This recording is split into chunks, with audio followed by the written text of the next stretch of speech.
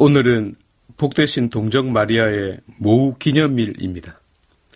가톨릭 신앙은 그리스도 중심으로 펼쳐지는 신앙입니다. 이 핵심에 우리와 똑같은 육을 취하신 분과 그분을 육신으로 낳으신 어머니 마리아께서 서 계십니다. 이 사실은 우리에게 당연합니다. 그러나 어떤 사람들은 그리스도 중심성을 방해하는 것을 매우 싫어합니다. 어쩌면 그들에게 있어서 이 점은 당연한 사실입니다. 그러니까 이 차이는 범주의 차이에서 비롯되는 것이죠. 곧 오직 그리스도인가 아니면 그리스도를 육신으로 낳으신 어머니까지 달걀의 노른자에 포함시킬 것인가의 차이인 것입니다. 가톨릭은 예수님께서 구세주 그리스도라는 점 못지않게 그분의 육하에 무게중심을 두고 있습니다. 왜냐하면 육하가 구원의 출발이고 기독교 신앙의 핵심이기 때문입니다. 따라서 이 육하의 보증 수표인 어머니 마리아를 결코 소홀히 대할 수 없는 것입니다. 오늘은 복되신 동정 마리아의 모후 기념일인데 이 역시 아드님 그리스도에게서 연유되었습니다.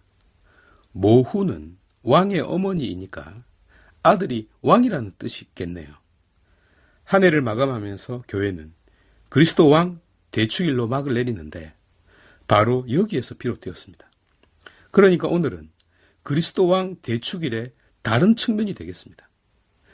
우리가 그리스도를 온 세상의 왕으로 고백하는 것은 그분이 칭기스칸이었거나 로마의 가이사르였기 때문이 아닌 것처럼 마리아를 대단히 화려한 모우라고 칭송하는 것 역시 역설적인 의미입니다.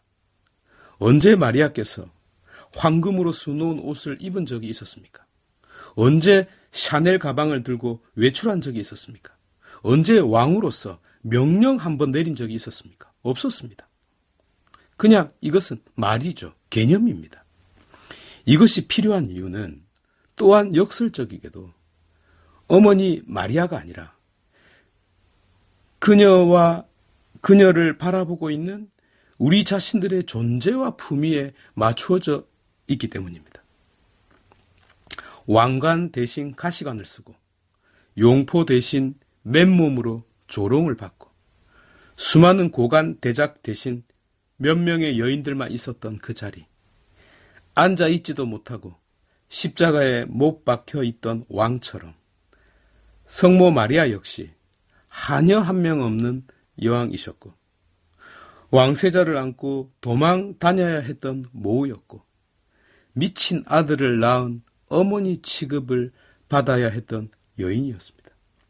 세상에 이런 모우가 어디 있습니까? 없습니다. 누구보다도 겸손했고 기도로, 말씀으로, 믿음으로 조용하게 사신 분입니다.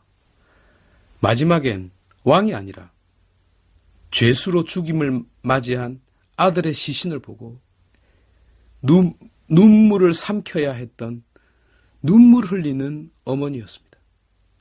그래서 역설인 거죠.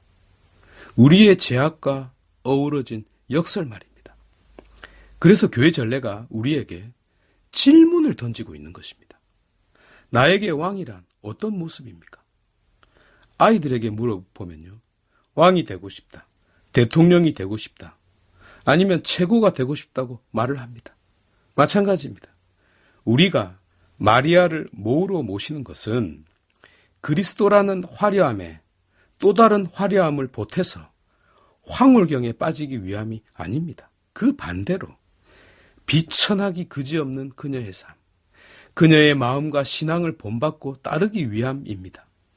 바로 이런 의미에서 마리아는 그저 모우가 아니라 우리 각자가 나의 모우로 모실 때 모우가 되는 우리 마음의 모우이십니다. 우리 어머니의 어머니입니다. 아니, 이 세상을 살아가는 모든 육신적 존재의 고통을 알고 계시는 어머니이자 그들 모두를 어미의 가슴으로 품어주는 어머니가 바로 성모 마리아입니다.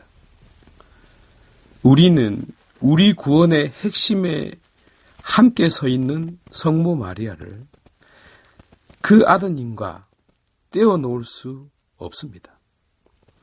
결코 그녀를 우상 숭배를 하기 위함이 아니라 떼어놓을 수 없기 때문에 떼어놓을 수 없다고 보는 것입니다. 그 아드님을 낳으신 그 어머니는 구원 역사 핵심 한가운데에 언제나 함께 서 있음을 우리 가톨릭 신앙은 고백합니다.